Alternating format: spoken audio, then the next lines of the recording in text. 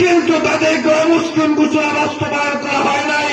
আগামী দিন আসতেছে যেই দিনে সরকারের কাছে আর দাবি করা হবে না, বরং মুসলিম জাতিরা ইসলাম পন্থায় নিজের সরকার গঠন করবে। তোরা বলেন ঠিক না ঠিক? এমন পরিস্থিতির দরকার আছে কি নাই? কথা বলেন না আপনারা?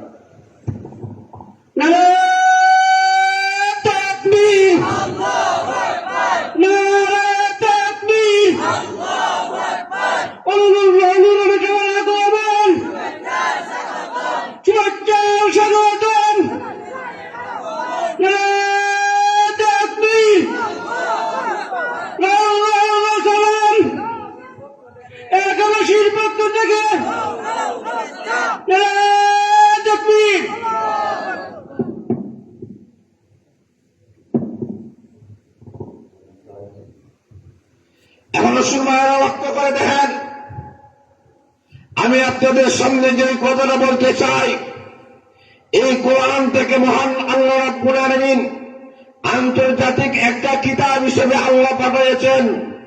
এই কোরআন এটা শুধু বাংলাদেশে এই কোরআন বাস্তবায়ন হবে এমন নয়, এটা ভারতে বাস্তবায়ন হবে এমন নয়, পাকিস্তানে বাস্তবায়ন হবে এমন নয়, ইন্দোনেশিয়া বাস্তবায়ন হবে